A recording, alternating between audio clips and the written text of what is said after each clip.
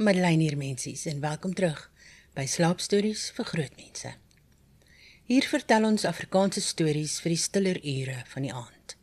Vir wanneer jy wil afskakel, asemhaal en stadig gaan wegdryf slaapland toe.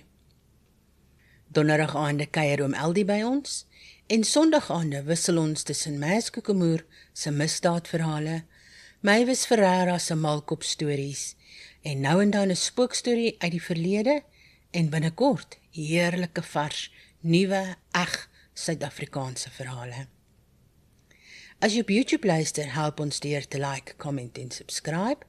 En op Spotify, onthou asseblief om die potgooi te volg en vir ons 'n kommentaar te los. Dis Afrikaanse stories vir Suid-Afrikaners, waar in die wêreld julle ook al is. Kom ons maak elke aand net 'n bietjie stiller, sagter en voller van stories. Hier is Maas met vanaand se dossier.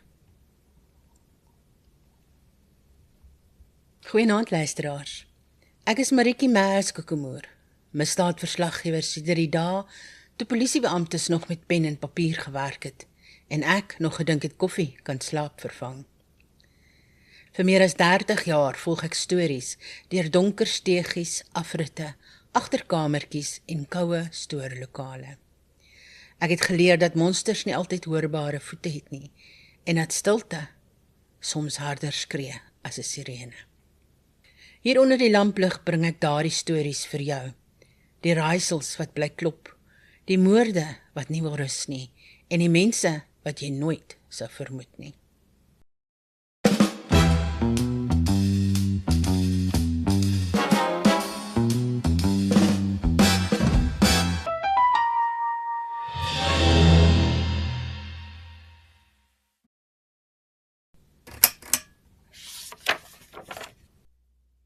Die verdwyning van die Beaumont kinders onder die lamplig, episode 7.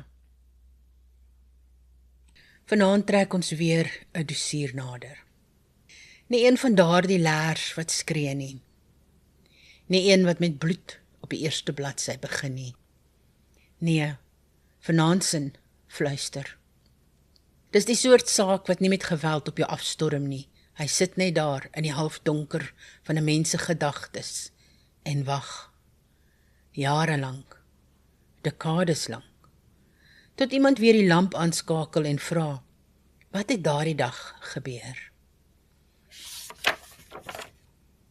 Op 26 Januarie 1966, op 'n warm somersdag in Australië, verdwyn 3 kinders. Jane Beaumont, 9, Arna Beaumont, 7 en Klein Grant, net 4. Hulle was broer en susters. Hulle was op pad strand toe. En toe, so eenvoudig soos dit, so verskriklik soos dit, het hulle nooit weer huis toe gekom nie. Daar is sekere sake wat jy as 'n storie kan vertel. Jy kan begin by die begin, die middel uitpak en teen die einde voel jy ten minste jy het iets vas. 'n naam, 'n motief, 'n liggaam, 'n antwoord.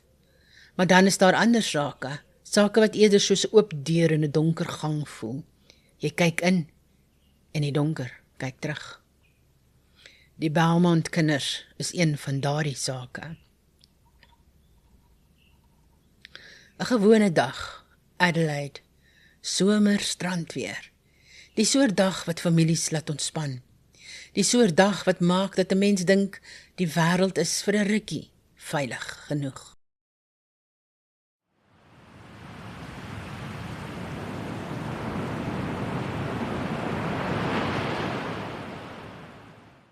Die Beaumont gesin het in Somerton Park gewoon, nie ver van Glenelg Beach af nie.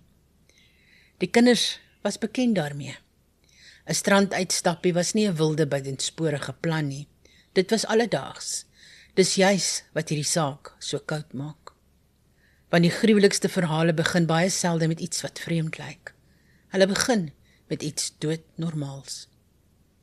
Daardie dag neem die 3 kinders die bus strand toe.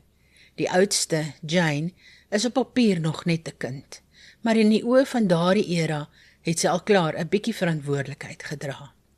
Sy kyk na haar jonger broer en suster. Sy hou dinge bymekaar, sy onthou tye, sy maak seker hulle kom terug.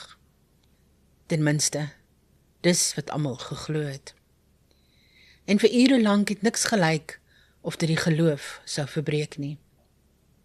Getuies sou later sê die kinders is daardie dag gesien, naby die strand, naby Collie Reserve en ook by Wenzel's Cake Shop in Mosley Street. Net gewone plekke.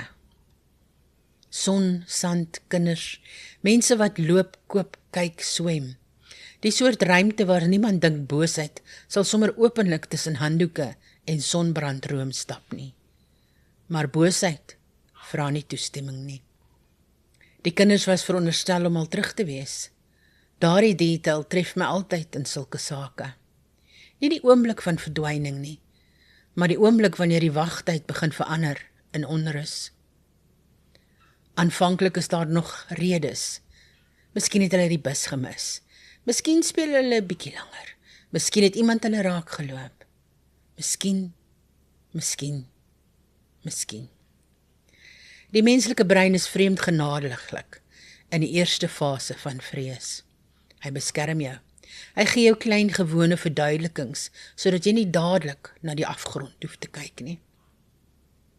Maar dan begin die oorlosie harder tik. En toe die kinders nie terugkeer nie, het daardie genade begin opdroog. Nancy Beaumont het gewag, soos enige ma wag, met daardie ongemak wat eers net 'n steuring in die bors is. En toe 'n koue hand, en toe iets groter. Teen die tyd dat die middag oorgaan in laatmiddag, is die wêreld nie meer dieselfde wêreld as daardie oggend nie. Die pa Jim Beaumont kom terug. Daar word begin soek. Strate, vriende, die strand en uiteindelik die polisie. Mens hoor baie keer in ware misdaad van die laaste bekende oomblik, maar wat byna nooit genoeg gesê word nie, is hoe onmenslik lank daardie eerste aand moet voel. Jy loop, jy roep, jy probeer om kalm te bly vir ander mense. Jy probeer nie hardop sê wat jou hart al weet nie. En elke motorlig in die straat laat jou hoop. Elke voetstap by die hek laat jou asem ophou. Elke minuut wat niks bring nie, begin soos 'n aanklag voel. Want kinders verdwyn nie sommer net nie, nie 3 saam nie, nie op 'n sonnige openbare stranddag nie, nie sonder dat die wêreld iewers skeur nie. Daar is byna altyd in sulke verhale 'n figuur wat tussen sekerheid en skaduwee hang. In hierdie geval, 'n man. Meer as een getuie het later vertel dat die kinders daardie dag gesien is in die geselskap van 'n volwasse man. 'n lang, songebrande, dun gesig, lig of blondagtige hare man. Daar is selfs later 'n saamgestelde beeld van hom gemaak, maar soos in soveel ou sake, hy was nooit finaal geïdentifiseer nie. En hier begin die werklike koue van die saak. Want die donkerste moontlikheid is nie net dat 'n monster bestaan het nie. Dis dat hy genoegsaam normaal gelyk het. Normaal genoeg dat kinders nie geskree het nie ingegryp het nie. Normaal genoeg dat hy in daglig kon beweeg. Dis die deel wat ouers vernietig. Nie net dat gevaar bestaan nie, maar dat dit soms met 'n gewone mens, 'n gewone stem, 'n gewone glimlag kom. Miskien het hy vriendelik geklink. Miskien was hy bekend. Miskien selfversekerd. Miskien die soort volwasse wat sonder moeite die grens tussen vreemdeling en vertroue oorsteek. En dis hoekom hierdie saak soveel mense gepla het. Want as 3 kinders op 'n oop strand saam met iemand kon wegstap, sonder onmiddellike kommer, dan beteken dit die gevaar was nie 'n dier in die bos nie. Dit was iets wat soos 'n mens tussen ander mense beweeg het. Daar is iets besonders wreed aan ondersoeke waar die besonderhede min bly. Nie 'n gebreekte deur nie, nie 'n groot spoor van geweld nie, net fragmente, los stukkies van 'n legkaart wat nooit in mekaar klik nie. Daar was waarnemings, roetes, Mense wat gedink het hulle het iets gesien. Daar was teorieë, name, latere vermoedens. Daar was hoop wat opvlam en weer doodgaan. En intussen bly 3 kinders nie net vermis nie, maar weg. Hulle plek by die tafel, hulle beddens, hulle klere, die gebare wat net hulle gehad het, die manier waarop een dalk gelag het, die manier waarop die kleinste dalk sy hand opgehou het, wanneer hy oor 'n straat moes stap. Daardie goed word nêrens in polisiedossiere regtig aangeteken nie. Maar dis die ware inhoud van verlies. Ons sê maklike saak, maar vir die gesin was dit nie 'n saak nie. Dit was 3 wêrelde wat uit hulle baan geruk is. Ek dink dikwels in sulke stories aan die stilte in 'n huis daarna. Nie die dramatiese stilte van films nie, die regte een. Die tandeborsel wat nog daar is, die half onthoude roetine, die onwilligheid om iets weg te pak, want wat as? Wat as môre die antwoord kom? Wat as môre die deur oopgaan? Wat as môre die foon lui? Wat as môre nie net nog 'n dag van niks is nie? Dis 'n soort wagtyd wat nooit heeltemal eindig nie. Die verdwyning van die Bauman-kinders het nie net 'n familie gebreek nie. Dit het iets in die groter samelewing ook verander. Selfs dekades later beskryf mense in Australië die saak as 'n keerpunt, iets wat die manier waarop ouers oor kinders se veiligheid dink, ingrypend verander het. 'n ABC-ontleding uit 2025 haal selfs die mening aan dat die saak die samelewing se fundamente verander het. Dis 'n groot stelling, maar mens verstaan dit. Want voor sekere sake leef mense met 'n stiller vorm van vertroue. Daar is natuurlik altyd gevaar in die wêreld, maar dit bly vaag, op afstand, iets wat met ander mense gebeur. En dan kom 'n enkele gebeurtenis en maak dit persoonlik, naby, nou, te moontlik. Skielik kyk ouers anders na speelgronde, busroetes, anders na die paar minute waarin 'n kind buite sig is, anders na vreemdelinge wat te gemaklik lyk. Een saak kan 'n hele kultuur se senuweestelsel herskryf, en hierdie een het dit gedoen. Nie omdat almal skielik meer gewelddadig geword het nie, maar omdat almal skielik geweet het. Ons was dalk nog altyd minder veilig as wat ons wou glo. Soos die jare aangegaan het, het daar natuurlik name opgeduik, persone van belang, teorieë oor wie, waar, waarom. Private ondersoekers, joernaliste, voormalige speurders, skrywers, mense met oortuigings, agendas, mense met herinneringe wat dalk akkuraat was, dalk nie, mense wat regtig wou help, en mense wat dalk net ook 'n stukkie van die storie vir hulle self wou hê. Dis die tragedie van 'n bekende onopgeloste saak. Hoe bekender dit word, hoe meer mense word daardeur aangetrek, en hoe moeiliker word dit soms om die waarheid van projek, herinnering van verbeelding en moontlikheid van bewys te skei. Een van die bekendste latere fokusfigure was Harry Phipps, 'n man wat as 'n persoon van belang beskryf is in verband met die saak. Maar selfs dekades en hernuide belangstelling later het niks finaal die raaisel opgelos nie. En dis waaroor ek altyd versigtig probeer wees in Onder die Lamplig. Ons kan oor teorieë praat, maar ons moenie maak asof teorieë antwoorde is nie. Want in ware misdaad is daar min dinge gevaarliker as sekerheid sonder bewys. Ja, daar is vermoedens, daar is mense oor wie hardop gefluister is, daar is patrone wat koud op die vel lê. Maar die eerlikste sin in baie van hierdie ou sake bly, ons weet nie. En soms is ons weet nie die swaarste waarheid van almal. Hier is nog iets wat my tref, hoe die mense nie ophou grawe nie, letterlik en figuurlik. Die soektog na die Bauman-kinders het deur die jare nuwe lewe gekry, met verskeie pogings om oorskotte te vind. Een van die plekke wat weer en weer aandag getrek het, is die voormalige Castelloy terrein in Adelaide se weste. Daar was vorige soektogte en toe weer in 2025. Nog 'n opgrawing, nog 'n hoop, nog 'n moontlikheid dat hierdie lang oop wond uiteindelik ten minste een antwoord sou gee. Ek dink altyd aan die mense wat by sulke plekke opdaag. Nie net die ondersoekers nie, die joernaliste, die inwoners, die mense wat nie eens die kinders persoonlik geken het nie, maar tog voel asof hulle op 'n manier al jare saamwag. Want as 'n saak deel van 'n stad se geheue word, behoort dit op 'n vreemde manier aan almal. En dan kyk hulle, en hulle hoop, en hulle probeer hulle self beskerm teen teleurstelling, maar hulle hoop tog. Teen die einde van daardie 2025 soektog was die uitkoms weer dieselfde. Geen oorskot is gevind nie. Die terrein het nie die antwoord gegee waarvoor mense amper 6 dekades lank gewag het nie. En dis die punt wat ek altyd voel, ware misdaad word stiller as fiksie. Want in fiksie sou die grond praat. In fiksie sou die laaste 20 minute alles bymekaar bring. In fiksie sou iemand op die regte foto wys, die regte naam fluister, die regte boks oopmaak.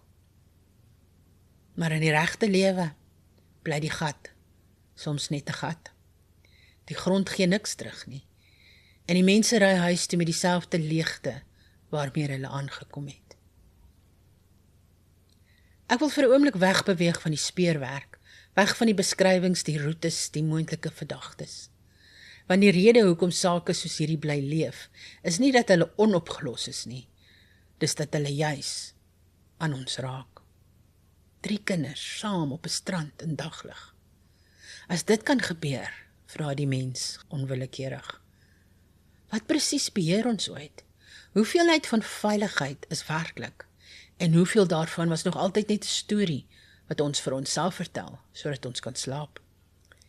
Dis waarom die Beelman kinders nie net 'n Australiese saak is nie. Dis 'n menslike saak. Elke ouer verstaan dit. Elke broer of suster verstaan dit. En selfs mense sonder kinders voel daardie ruk in die bors, want kinders verteenwoordig iets wat ons graag ongeskend wil hou.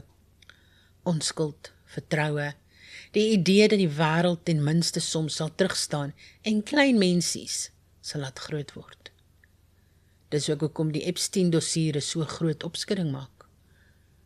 Want daardie idee breek iets groter as net een gesin se toekoms. Ons bou gewoonlik monumente vir wat gevind is, vir wat bevestig is, vir wat ons kan begrawe, benoem, in klip kan kap.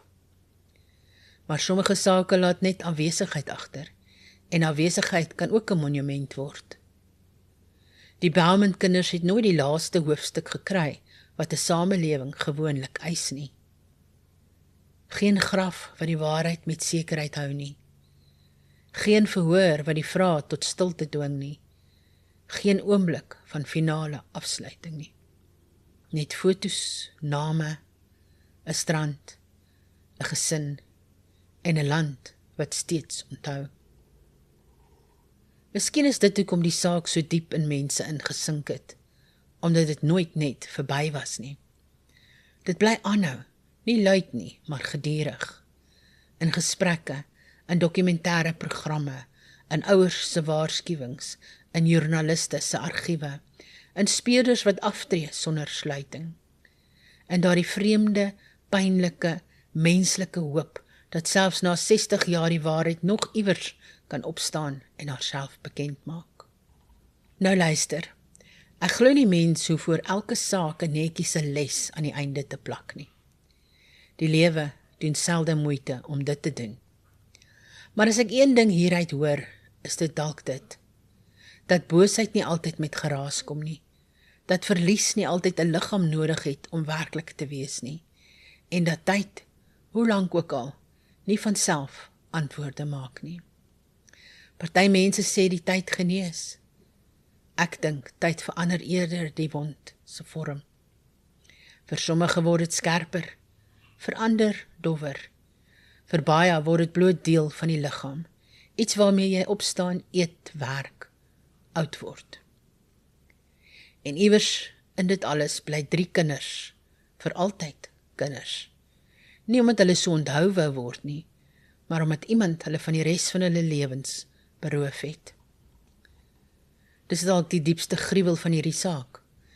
Nie dat hulle vermis is nie, maar dat al die toekoms wat op hulle gewag het, stil saam met hulle verdwyn het. Die dossier van die Bowman kinders is steeds oop. Die vraag is oud, maar nie dood nie. En soos baie van die wêreld se hardnekkigste mysteries, staan hierdie een nog onder dieselfde koue lamp, half verlig, half in skaduwee. As jy vanaand gaan slaap en jy dink aan hierdie storie, moenie net dink aan die raaisel nie. Dink aan die stilte daarna, aan 'n huis wat gewag het, aan 'n stad wat anders begin lyk het, en aan die manier waarop 3 klein gesigte 'n hele land se geheue kon verander. Ek is Marietjie Meis-Kokemoer, en hierdie was nog 'n dossier onder die lamplig. Slaap sag, maar hou die lig naby. Onder die lamplig, geskryf en voorgelees deur Madeleine Skoombie. 'n produksie van Slaapstories vir groot mense.